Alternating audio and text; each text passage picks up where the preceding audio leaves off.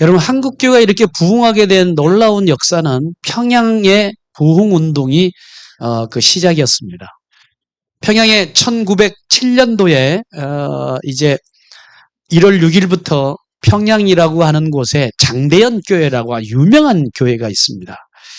거기서 이제 저녁 집회가 이제 열리는데 저녁 집회 열릴 때마다 정말 성령의 열기가 가득 찼습니다. 근데 14일 날 정확하게 저녁 집회 때 말씀을 선포했던 분이 있었는데 그분이 누구냐면 길선주라고 하는 장로님이셨습니다. 나중에 이분이 목사님이 되셔가지고 한국교회 초대에 7인 중에 한 명이 돼가지고 안수를 받는 귀한 하나님의 사람인데 능력의 사람이었습니다. 장로님이 대단한 영적인 파워가 너무나 엄청났는데 14일 저녁 예배를 딱 드리면서 이분이 설교하다가 자신의 죄를 고백하는 시간을 갑자기 가졌습니다. 뭐라고 고백했냐면 이렇게 고백했습니다.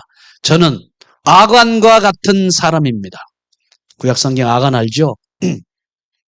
나 때문에 하나님이 축복해 주실 수가 있어야 되는데 나 때문에 하나님이 나를 축복해 주지 못하고 있습니다. 왜 그러냐 하면 이분이 그분의 이야기 속에 이렇게 전개돼 가고 있었습니다. 약 1년 전에 내 친구 중에 한 사람이 나에게 임종 때 자기를 불렀다는 거예요.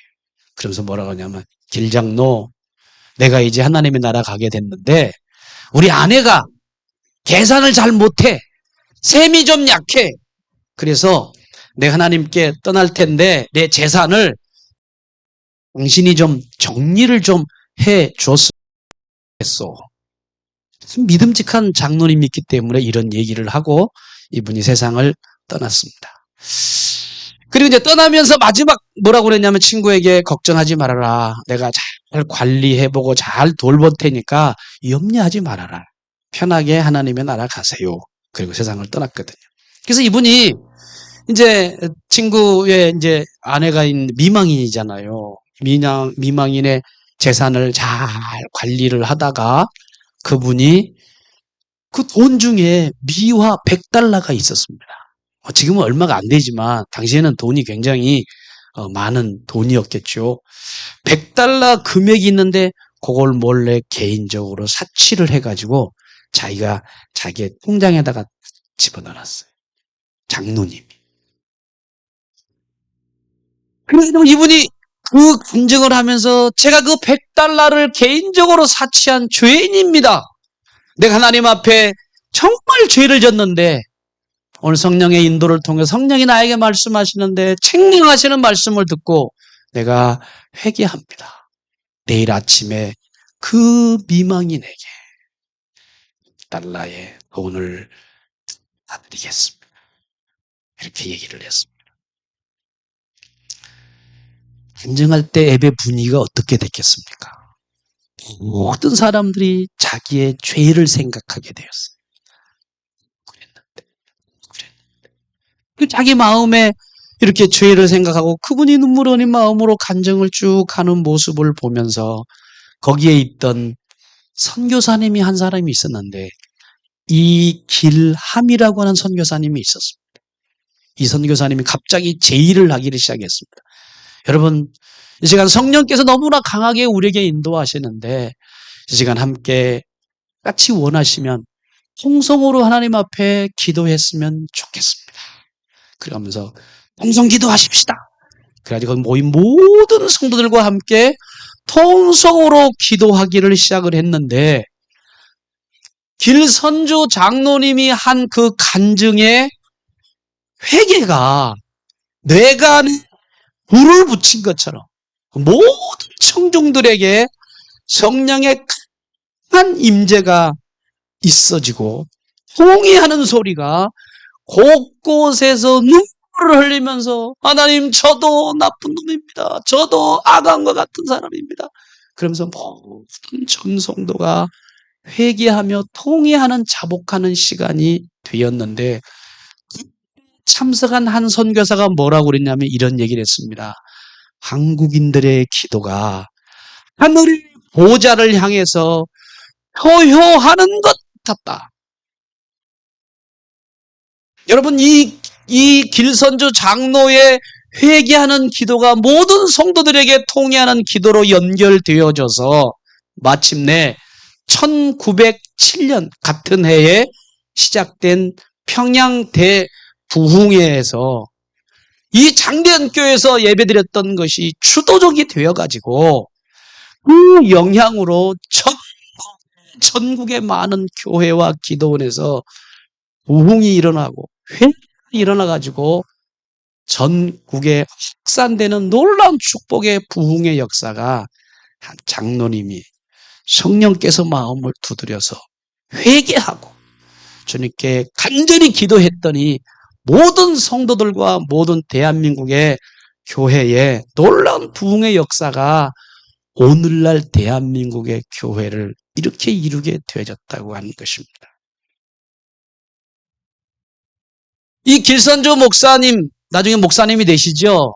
이 한 분은 긍정적인 성령의 역사를 받아들이고 회개해서 놀라운 부흥의 역사를 일으켰고 교회를 세우는 일을 했는데 오늘 본문의 내용을 보면 부정적으로 영향을 끼쳤던 두 사람의 부부의 모습을 우리가 살펴보게 되더라고 하는 것입니다. 자, 부부의 이름을 우리가 먼저 생각했으면 좋겠습니다. 오늘 부부의 첫째 사람은요, 아나니아라고 하는 사람입니다. 한번 따라서 하겠습니다. 아나니아. 여러분, 아나니아라고 하는 이름은요, 당시에 많은 사람들이 사용했던 일반적인 이름이었습니다. 여러분들 성경을 보면 사도행전 9장에도 보면 아나니아가 또 나와요. 그 아나니아가 동명이인인데 그 아나니아는 나중에 바울 사도가 눈을 못 뜨고 있을 때 기도하면서 눈을 열어주었고 바울 사도가 하나님의 복음을 증거하는데 성령을 충만히 받게 했던 사람이 아나니아라고 하는 다른 사람의 이름이라고 얘기를 할 수 있습니다. 그럼 여기 본문에 아나니아의 이름이 뜻이 뭐냐? 그것은요, 하나님은 은혜로우시다라는 뜻입니다. 한번 따라서 하겠습니다. 하나님은 은혜로우시다. 하나님은 은혜로우신 하나님이십니다. 믿으시면 아멘 합시다. 하나님은 너무나 은혜로우신 하나님이세요. 그런데 우리가 본문의 내용을 쭉 보면 이 아나니아의 이제 부모가 왜 이름을 붙여줬을까? 간단해요. 아나니아야, 부모님이 신앙생활 했지 않겠습니까? 너는 하나님의 은혜를 매일매일 경험하는 아들이 됐으면 좋겠다. 부모님의 소망이 그 이름 속에 투영됐다는 거예요. 너는 하나님의 은혜를 경험해라. 하나님의 은혜를 경험해라. 자비로우신 하나님을 경험해라. 이렇게 이름을 붙여줬는데 부모님의 뜻과 부모님의 소원과는 다르게 삶의 방향이 나타나는데 본문의 내용을 여러분들 쭉 읽었습니다만은 이 사람은요, 하나님의 은혜의 하나님이 아니라 어떤 하나님이냐? 두려운 하나님으로 그는 경험했다는 거예요. 두려워하는 하나님, 무서워하는 하나님, 무서운 하나님을 경험했다는 거예요. 여러분, 가급적이면 무서운 두려운 하나님이 아니라 은혜로운 하나님을 경험하기를 축복합니다. 아나니아는요, 이름은 좋았지만 이름대로 살지 못한 사람이었다는 거예요. 두 번째, 그 사람의 아내가 나와요. 그 사람이 뭐냐면 삽비라라고 하는 여자입니다. 한번 따라서 하겠습니다. 삽비라. 삽비라의 이름의 뜻이 뭔 줄 아십니까? 내가 쭉 찾아보니까요, 성경사전에 보니까 이 이름이 너무 좋아. 뭐냐? 뷰티풀이라는 아름답다라는 뜻을 가지고 있었어요. 이름이 얼마나 아름답습니까? 삽비라. 아름다운 여자예요. 아름다운 사람이에요. 여러분 다 아름다운 사람 되시기를 축복합니다. 그럼 뭐로 불러요? 삽비라가 되라 그 말이에요. 삽비라. 근데 부모님 마음이 뭐냐? 너는 영육간의 아름다운 사람이 되라. 얼마나 좋습니까? 얼마나 좋아요. 근데 부부가 같이 동일하게 똑같은 생각을 해가지고 아름답다라고 하는 이름대로 살지를 못하고 이 사람은 어떤 여자가 되어지느냐? 비극적인 주인공이 되는데 이 사람은요, 아름답다가 아니라 추악한 여자의 삶의 종말을 경험하더라는 거예요.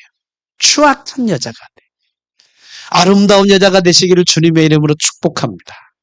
추악한 여자가 돼서 되겠습니까? 이름과는 우리가 두 사람의 공통점은요.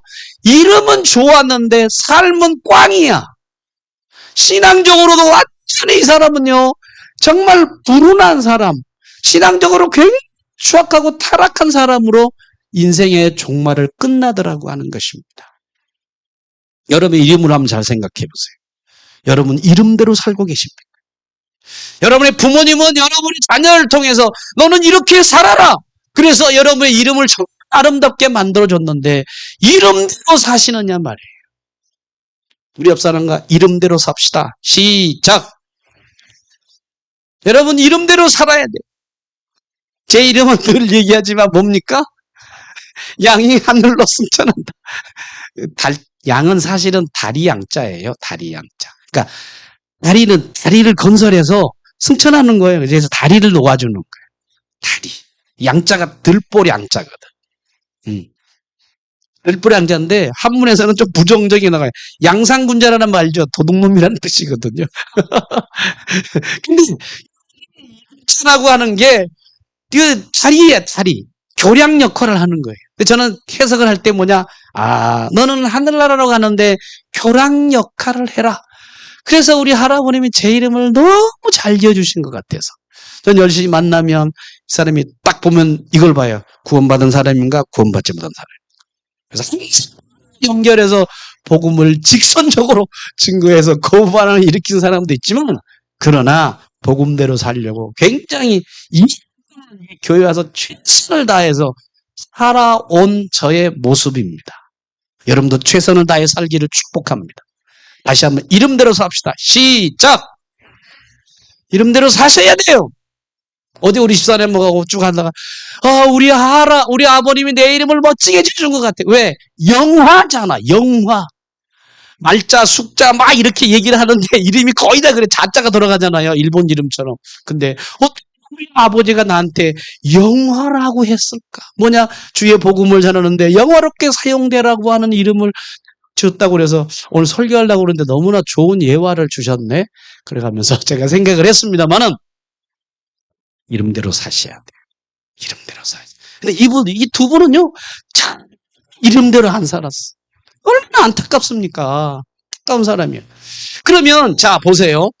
오늘 본문의 스토리는 너무 잘 알아. 여러분 오해를 하는데 성경을 스토리를 잘하는 것을 성경을 잘한다. 그게 아닙니다. 성경은요, 스토리를 아는 것도 물론 필요하지만 하나님이 그 스토리에서 뭘 말하고자 하는가를 파악하는 것이 성경을 잘하는 사람이에요. 성경 내용을 잘 아세요. 아는 것도 중요하지만 더 중요한 건 뭐냐? 이 스토리가 뭘 말하는가를 파악하는 것이 중요한데, 자, 먼저 이제 본문의 내용을 한번 살펴보면서 사건의 배경을 좀 같이 나눠보겠습니다. 여러분, 사도행전 4장 다음에 5장이잖아요. 그럼 4장에 무슨 일이 있었느냐? 처음에 교회가 생겨. 처음에 하나님께서 신약의 구원의 역사를 이루기 위해서 초대교회 처음 교회, 그 교회가 뭐냐 하면 예루살렘 교회였습니다. 예루살렘 교회가 생겼는데 이 예루살렘 교회는요, 성령의 큰 역사가 있었어요. 하나님이 구원의 역사를 이루시기 위해서 첫 번째 처녀 교회를 세웠는데 예루살렘. 이 교회는요, 자발적으로 헌신적으로 기쁨으로 모든 성도들이 다 같이 모여가지고 어려운 사람들이 있으면 아니 가지고 있는 사람들이 불쌍해, 저분 불쌍해, 주님의 사랑으로 나눠야지. 그래서 자기 재산과 집과 밭을 팔아가지고 서로 공유하면서 평균적으로 이루었던 교회가 예루살렘 교회였어요. 예루살렘 교회는요, 평균적인 교회입니다. 따라서 합시다. 평균적인 교회. 여러분, 교회는요, 평균이 돼야 돼. 너무 잘한 사람도 있고 너무 못 사는 사람이 있고 잘 사는 사람, 이게 아니라 평균을 갖춰야 된다는 거예요. 그렇게 해야 되는 것이 초대교회의 모습이었습니다. 그런데 하는데 주도적으로 했던 사람 중에 한 사람이 누구냐면 바나바라고 하는 사람이 있었습니다. 이 바나바가 어떻게 했는가? 자기가 가지고 있는 재물을 갖다가 헌신해서 막 팔아가지고 어려운 사람 막 구제하니까 이 모습을 누가 봤느냐 하면 이 두 사람 중에 아나니아가 그 모습을 딱 봤어. 와, 우리 교회 바나바 정말 귀한 사람이야. 어려운 사람을 저렇게 돕는 사람이야. 그래서 모험적으로 모든 사람에게 정말 명예롭게 막 막 그 사람을 칭찬하고 막 그러니까, 와, 나도 그랬으면 좋겠다. 여러분, 정상적이잖아, 이런 생각은. 근데 그게 아니었어. 여러분, 명예스럽게 되는 거 얼마나 참 좋아요. 정말 좋은데, 이 사람이 어떻게 했는가? 이 사람이 헌신하는 모습을 보고 자기가 두 사람과 의논을 했어. 의논해가지고 뭐냐? 여보, 우리 밭이 있는데 밭 좀 팔자. 그래서 밭을 팔았어. 예를 들어서 밭을 팔았다가 한 1억 정도 남았다고 합시다. 1억 가지고. 네, 1억 가지고. 예를 들어서 얘기한 거예요. 팔고 나서 뭐라 그러냐면 아나니아가 야야야 여보 진짜 그러지 말고 여기 있는 거 그냥 3분의 1만 해서 그냥 3천만 원만 해서 그냥 드리자. 그래서 바나바가 정말 그렇게 명예스럽게 되는데 우리도 그렇게 좀 해봤으면 좋겠다. 그래가지고 이걸 가지고 팔았는데 뭐라 그러느냐 이렇게 얘기를 사도들 앞에 내놨어요. 사도들 앞에 내놓는데 야 이건 뭐냐 그랬더니 우리 밭을 다 팔아가지고 파는 걸 이렇게 내가 주의 종한테 좋았습니다. 이렇게 일이 된 거예요. 그랬더니 베드로가 뭐라고 말을 하는데 본문의 내용을 우리 한번 읽어보도록 했으면 좋겠습니다. 자, 베드로가 한번 읽어볼까요? 자, 제가 성경을 읽어봅니다. 3절 다 같이 한번 읽어보겠습니다. 2절, 3절 시작! 그 값에 얼마를 감춤해 그 아내도 알더라. 얼마만 가져다가 사도들의 발 앞에 두니 베드로가 이르되 아나니아야 어찌하여 사탄이 내 마음에 가득하여 내가 성령을 속이고 땅값 얼마를 감추었느냐. 이게 본문의 내용을 보니까요. 3천만 원을 해가지고인데 그 사람이 뭐라 그러냐면 내가 전체를 다 했다. 이렇게 했단 말이에요. 그러니까 그렇게 하는 모습을 보고 뭐라 그러느냐. 베드로가 이런 말을 합니다. 야, 사탄이 내 마음에 가득하여. 그래서 자, 이 내용이 왜 이렇게 중요한가? 이게 중요한 게 이유가 그거예요. 하나님께서 우리가 이 아나니아 삽비라를 통해서 왜 이렇게 나중에 죽이시는가라고 했을 때 두 번째에 대한 내용은요. 사탄의 역사가 있었기 때문이라는 거예요. 굉장히 중요한 부분입니다. 여러분 하나님께서 이 사건을요. 굉장히 엄격하게 다뤄. 그냥 갈 수도 있잖아요. 우리가 생각할 때. 그냥 갈 수가 있는데 이 사건 하나님이 굉장히 엄중하게 다루시는 거예요. 왜 그러냐? 사단의 개입이 있었기 때문이라는 거예요. 사탄의 개입이 있었기 때문에 하나님이 굉장히 무섭게 다루는데 그것이 아니었다면 좀 다를 수 있을 것 같습니다. 자, 생각해 보십시오. 여러분, 예루살렘 교회는 아까 말한 것처럼 예루살렘 교회는 하나님의 복음의 전초 기지입니다. 전초 기지예요. 구원의 역사를 이루려고 하고 하나님의 복음이 정말 전진기지로 하나님이 사용하려고 했는데 사단이 이 사실을 알고 보세요. 사단이 어떻게 역사하는 거야? 사단이 이 사실을 알았어. 왜? 이 예루살렘 교회가 전진기지구나. 이거를 어떻게 내가 부실까? 이 생각을 한 거야. 사단이 이렇게 역사를 하는 거예요. 성령이 역사하는 건데 사단의 역사가 또 굉장히 강력하게 나타난다는 거예요. 그러면 보세요. 사단이 이 예루살렘 교회를 파괴하기 위해서 누구를 쓸까 하고 잘 찾아봤다고. 여러분 엮이고 보면요. 사단이 돌아다니고 신방하고 있어. 여러분 집에 일주일 전에 갔어. 아세요? 잘 모르시네? 이리저리 돌아다녀요. 하나님이 야 너 어디 갔다 왔냐? 내가 이리저리 갔다 왔습니다. 그 말이 뭐냐면 장모님 집에도 갔고 전사 집에도 갔고 여러분 집사님 집에 다 얘가 신방하고 돌아다녔다. 어떤 놈을 잡아먹을까? 그래서 베드로는 뭐라고 하냐면 우는 사자와 같이 산길자를 잡아먹으려고 계속 돌아다니고 있다는 거예요. 뭐냐 이 사단이라는 놈이 어떻게 이 예루살렘을 좀 쪼개고 좀 분란을 일으켜가지고 좀 이 교회가 복음의 전진기지로 사용하지 못하게 할까 하다가 사역자를 찾았어. 사역자를 이게 생각한 거야. 그 사역자는 뭐냐 얘가 당첨이 된 거야. 이 사람은요 불행한 사람이에요. 왜 당첨이 됐는가? 그게 중요한 거예요. 사단이 오늘도 여러분 공격하고 있는데 먼저 사단이 딱 보는 사람이 뭐냐? 이 사단이 아나니아가 어떤 인물인가? 일단 기본적인 바탕이 있습니다. 잘 들으세요. 그냥 하는 게 아니야. 사단이 들어오기 전에 기본적인 바탕을 알아. 사람의 연약한 것을 안다고. 그럼 이 아나니아가 뭘 저기를 하느냐? 공명심이 대단해, 이 사람이. 공명심이 뭐냐? 내가 공을 세워서 많은 사람 앞에 나를 좀 드러내야지. 이게 공명심이거든. 그러니까 이 아나니아의 마음에 공명심이 있는 걸 포착을 한 거야. 여러분의 기본의 마음이 다 있어. 여러분의 마음이 다 있어요. 어떤 사람은 돈을 좋아하고 이성을 좋아하고 명예를 좋아하는 걸 다 알아. 사탄이. 그러면 어떻게 하느냐? 그거를 향하여 사단이 집중적으로 공격하는데 얘가 당첨이 된 거야. 왜? 공명심이 있는 놈을 한번 이 교회를 좀 흐트러 놔야 되겠다. 교회를 파괴시켜야 되겠다. 그 마음을 사단이 알고 사단의 공격에 얘가 넘어간 거야. 똑같은 거야. 누구한테 넘어가 똑같은가? 제가 다른 주석과 모든 걸 참고해 보니까 뭐냐 하면 여러분 가룟 유다가 예수님 팔 때 가룟 유다의 마음도 뭐가 있느냐? 돈을 좋아하는 기본적인 마음이 있었어. 그 마음을 딱 알고 사단이 누구한테 들어가느냐? 가룟 유다 속으로 쏙 들어가죠. 똑같아요. 사단이 아나니아 속에 쏙 들어갔다는 거예요. 들어갔어. 그러니까 들어갈 수 있어요. 여러분, 사단이 여러분의 마음속에 침투할 수 있어. 언제? 내 마음의 기본적인 그 마음의 바탕을 깔고 교회를 무너뜨리기 위해서 결국 교회를 무너뜨리는 거예요. 교회를 무너뜨리는 게 하나님이 심판하는 모습이 두 사람을 데려가는 쪽으로 갔습니다. 여러분 잘 들으세요. 이 교회가 사람들이 모이는 거라고 생각해서 여러분들이 함부로 말하고 함부로 행동할 때 정말 조심스러운 거예요. 왜? 교회를 무너뜨리는 일을 할 수도 있다는 겁니다. 왜? 이놈이 들어오면. 그러니까 여러분들이 교회 안에 사탄의 역사가 들어올 수 있기 때문에 항상 우리는 긴장하면서 내가 말하는 거, 내가 행동하는 게 교회를 무너뜨리는가 빨리 파악하고 거기에 넘어가지 않는 여러분 되시기를 축원합니다. 아멘? 옆 사람은 인사.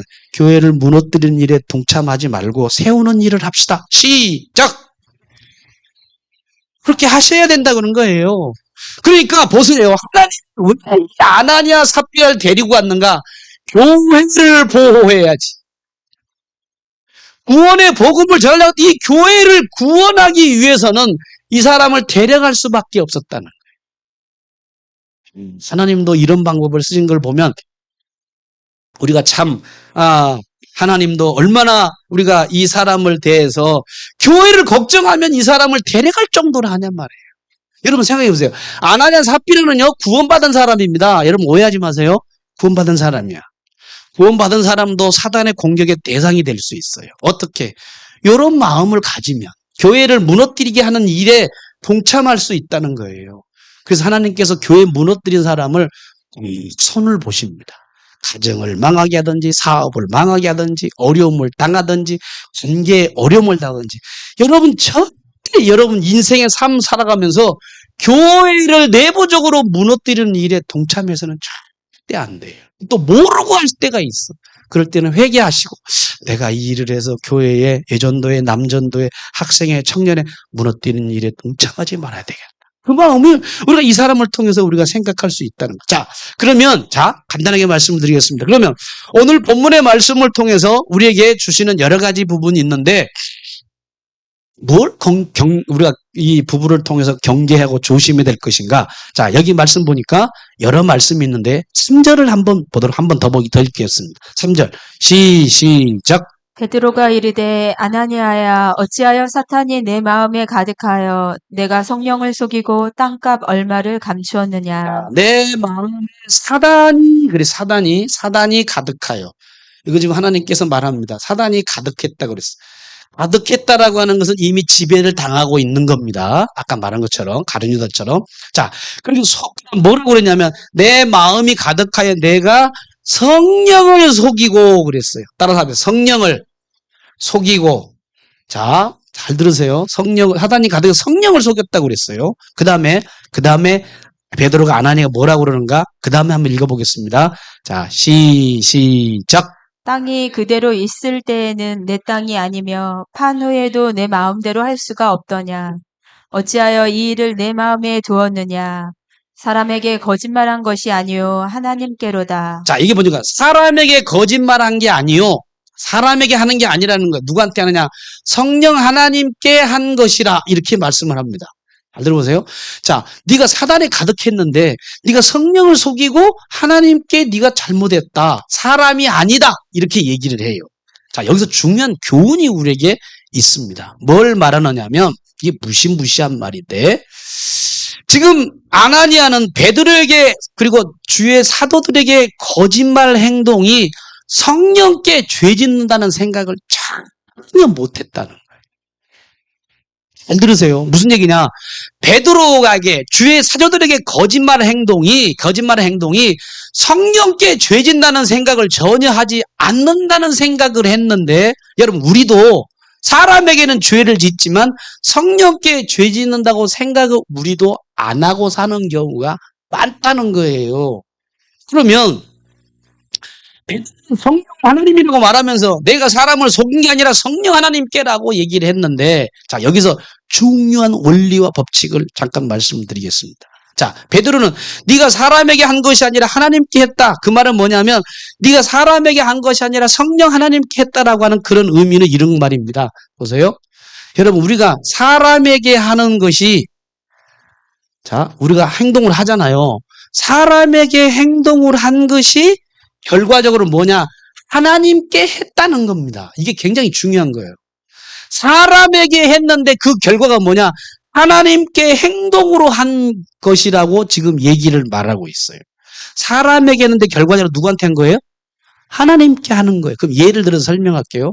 성경에 사람에게 했는데 하나님께 행동하는 것을 마태복음 저번에 말씀드렸습니다. 25장 보면 예수님이 재림할 때 이제 양과 염소를 나눈다고 그랬잖아요. 양이 뭐라 그랬냐면 저희들이 가난한 사람, 어려운 사람 했는데 예수님이 나중에 이런 얘기를 합니다. 그것이 곧 나에게 한 것이다. 누구에게?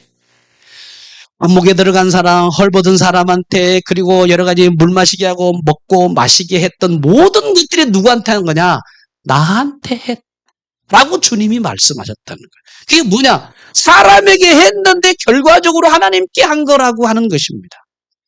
그러면 자 오늘 저는 이 부분을 생각하면서 사람에게 한 것이 하나님께 한 것이다.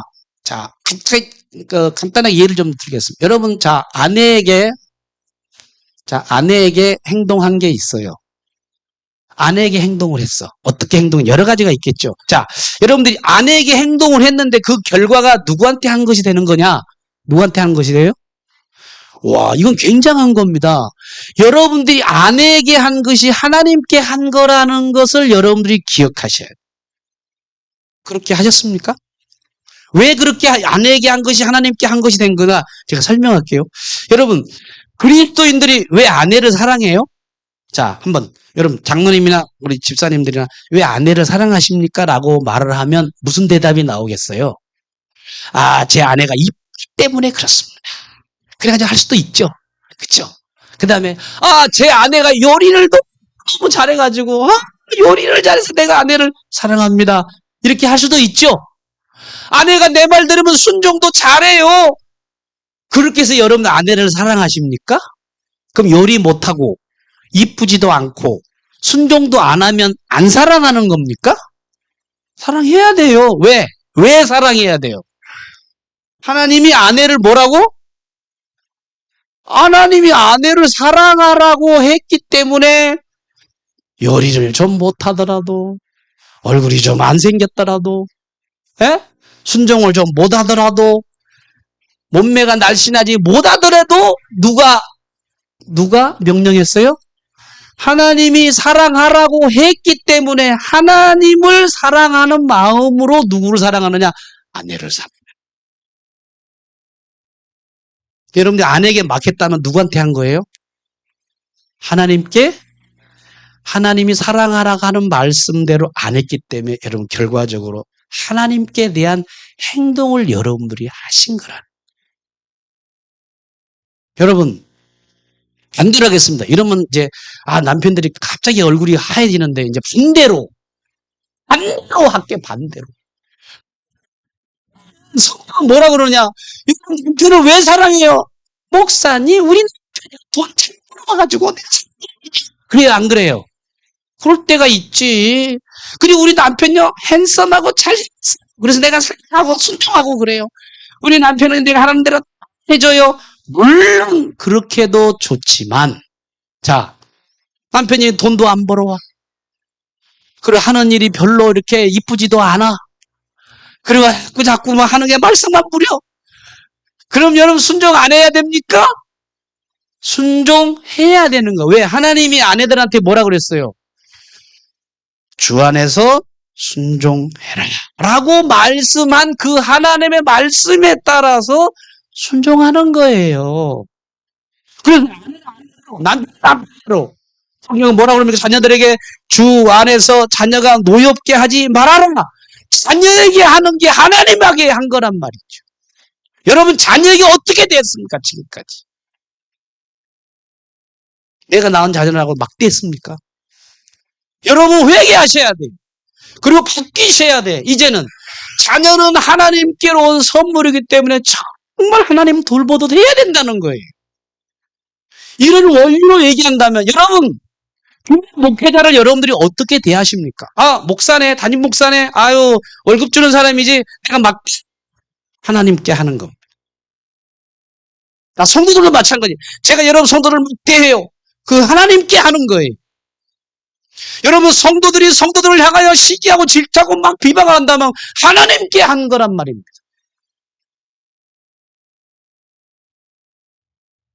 우리가 오늘 본문의 내용을 통해서 우리가 기억하셔야 돼요. 모든 행위가 하나님하고 연결되어 있다는 겁니다. 여러분들이 하는 모든 여러분이 있는 성도를 누구처럼 봐야 돼? 옆에 있는 분 한번 봐봐. 얼굴 봐봐.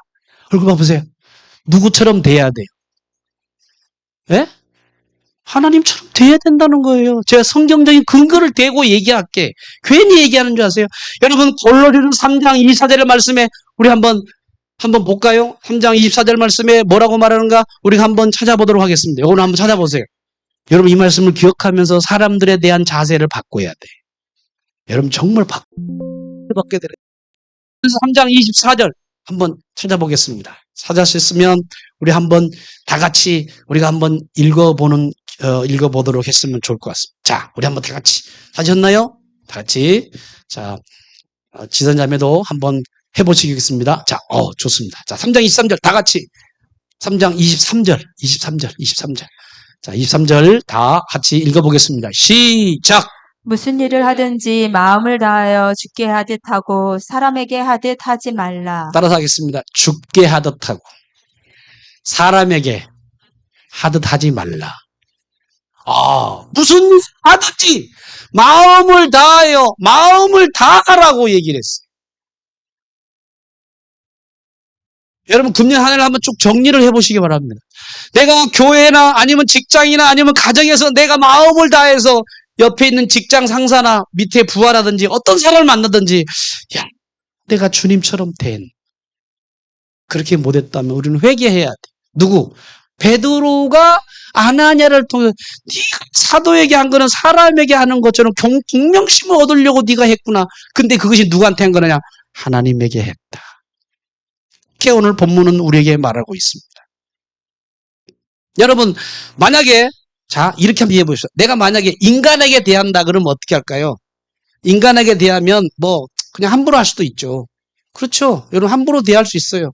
남편 맨날 나하고 뭐 사는데 뭐 가끔 보면 한 잔도 해오기도 하고 실수도 하고 그러는데 그냥 그러면서 여러분들 함부로 대할 수 있어요. 자 그럼 반대로 하나님으로 대한다 그러면 어떻게 하겠어요? 남편을 하나님으로 대한다 그러면 어떻게 하겠어요? 말이 어떻게 나가겠어요? 조심스럽게 나가겠죠. 태도가 어떻게 나가겠어? 마음을 다해서 하겠지. 그렇지 않습니까? 여러분들이 만약에 인간으로 대한다면 함부로 대할 수 있고 예의 없이 할 수 있어요. 여러분이 가지고 있는 여러분이 지금 행동하는 가정 안에서 남편과 아내에 대한 마음을 어떻게 하느냐? 자녀에 대한 교회 안에서 여러분들 목회자와 장로님들과 그리고 안수 집사님 모든 사람들에 대해서 여러분 어떻게 대하십니까? 예의 없이 함부로 한다면 여러분들은 하나님께 한 거예요. 하나님께 해야 된다는 거예요. 인간에게 해서는 안 된다는 거예요. 모든 사람들을 대할 때 어떻게 해야 되는가? 하나님께 하는 마음으로 마음을 다해서 하라고 성경은 우리에게 말씀을 하고 있다는 것입니다. 여러분 이 세상에 살면서 하나님과 연관되지 않는 거 하나 있습니다. 이 세상에 하나님과 연관된 것이 하나도 없다는 것이 여러분들이 기억하고 사셔야 돼요. 부모님은 어떻습니까? 하나님 내 아들 하라고 한 거예요. 죽게 하라 그랬잖아요.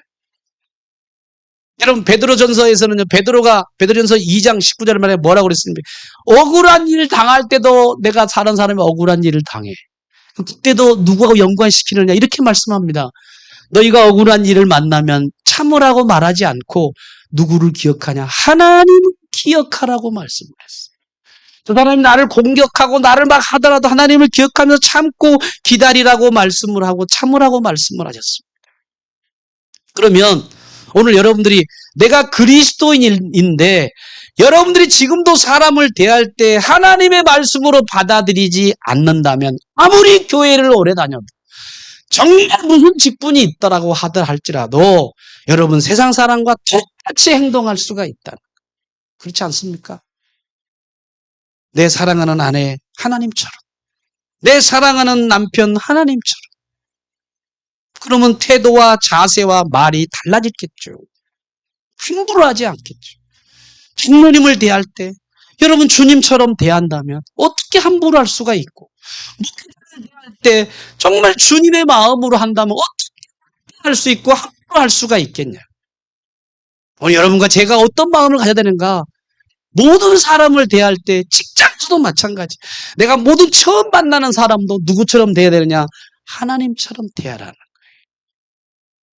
여러분 그렇게 살아왔는가 한번 정리해 보면서 그의 성령을 대하는 마음, 성령 하나님을 대하는 마음으로 우리가 이 부부를 통해서 배워야 되는 중요한 것을 생각하면서 나는 하나님으로 성령을 대하고 하나님을 대했는가.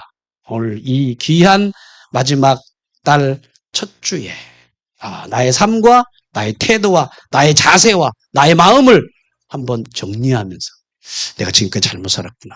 내가 하나님처럼 대해야지. 주님처럼 내가 살아야지. 그런 마음으로 대하시는 나머지의 삶이 되어지기를 주님의 이름으로 축복합니다. 그러면 변혁이 일어날 거야.